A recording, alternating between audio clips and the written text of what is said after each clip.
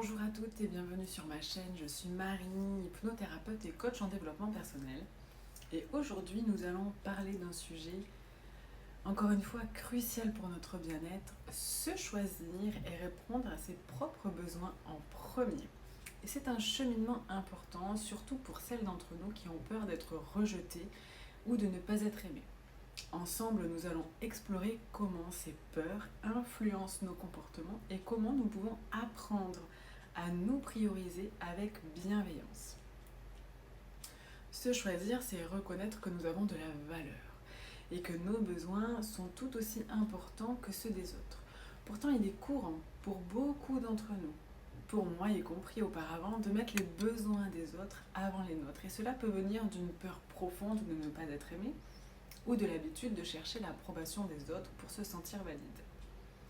Mais alors pourquoi est-il si important de se choisir ?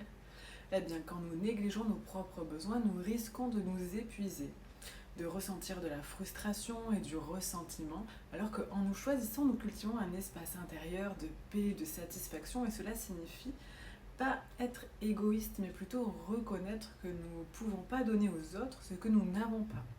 En prenant soin de nous-mêmes, nous devenons plus disponibles et aussi plus authentiques dans nos relations. Nos comportements sont souvent dictés par des peurs profondes et des blessures émotionnelles. Et l'une de ces peurs les plus courantes est celle du rejet. Cette peur peut nous amener à adopter des comportements qui ne sont pas alignés avec notre véritable moi, simplement pour être acceptés par les autres. Imaginez un instant que vous êtes invité à une soirée, mais vous êtes fatigué et vous avez besoin de repos. Pourtant, vous y allez quand même par peur de décevoir vos amis. Ce genre de situation est un exemple typique de la manière dont nous nous sacrifions, dont nous passons à côté de nos besoins par peur du rejet. Il est crucial de prendre conscience de ces peurs et de ces blessures. Souvent, elles trouvent leur origine dans notre enfance, lorsque nous avons appris que notre valeur dépendait de l'approbation des autres. En tant qu'adultes, nous devons réévaluer ces croyances et comprendre qu'elles ne nous servent plus.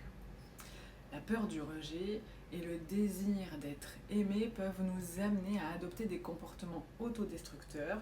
Par exemple, nous pouvons nous surengager dans des activités pour plaire aux autres, dire oui quand nous voulons dire non, ou même modifier notre apparence ou notre personnalité pour être acceptés.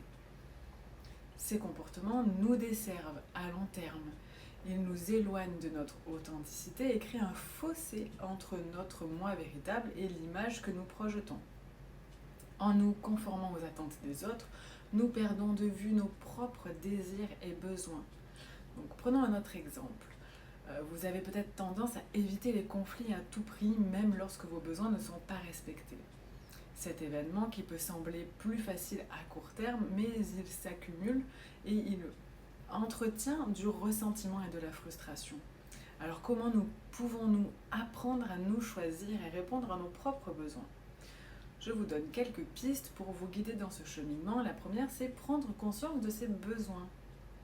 Les identifier. Cela peut sembler simple, mais beaucoup d'entre nous ne sont pas conscientes de ce dont nous avons vraiment besoin. Donc prenez du temps chaque jour pour vous connecter à vous-même. Posez-vous la question: de quoi ai-je besoin en ce moment ? Écoutez son intuition. Votre intuition est une guide vraiment précieuse. Elle vous indique ce qui est bon pour vous. Apprenez à l'écouter et surtout à lui faire confiance. Parfois, cela signifie prendre des décisions qui ne plairont pas à tout le monde, mais qui sont essentielles pour votre bien-être.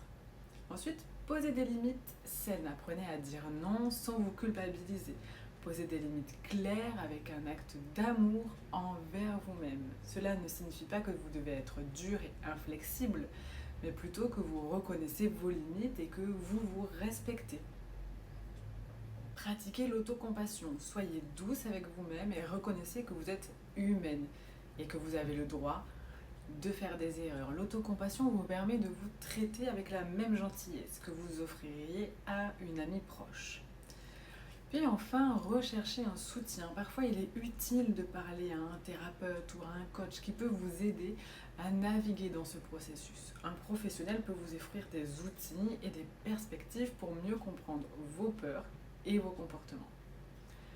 Se choisir et répondre à ses besoins propres apporte de nombreux bénéfices. Non seulement vous vous sentirez plus en énergie, mais aussi plus en paix et plus en alignement avec votre véritable moi. Vous serez également capable d'établir des relations plus authentiques et équilibrées basées sur le respect mutuel plutôt que sur le besoin d'approbation. En vous choisissant, vous envoyez également un message puissant aux autres. Vous montrez que vous vous respectez et que vous attendez le même respect en retour. Cela peut inspirer ceux qui vous entourent et les inciter à en faire de même.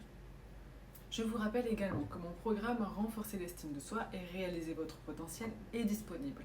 Ce programme est conçu pour vous accompagner dans ce cheminement d'acceptation de soi et d'épanouissement personnel.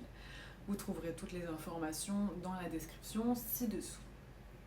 Se choisir et répondre à ses propres besoins est un acte d'amour et de respect envers soi-même. C'est un cheminement qui demande du courage et de la patience, mais les bénéfices en valent clairement la peine. En prenant conscience de vos peurs, de vos blessures et en apprenant à écouter vos besoins, vous pouvez créer une vie plus épanouissante et authentique. Voilà, merci d'avoir partagé ce moment avec moi. Si vous avez trouvé cette vidéo utile, n'hésitez pas à aimer, commenter, à vous abonner et surtout à la partager à quelqu'un qui pourrait se sentir concerné.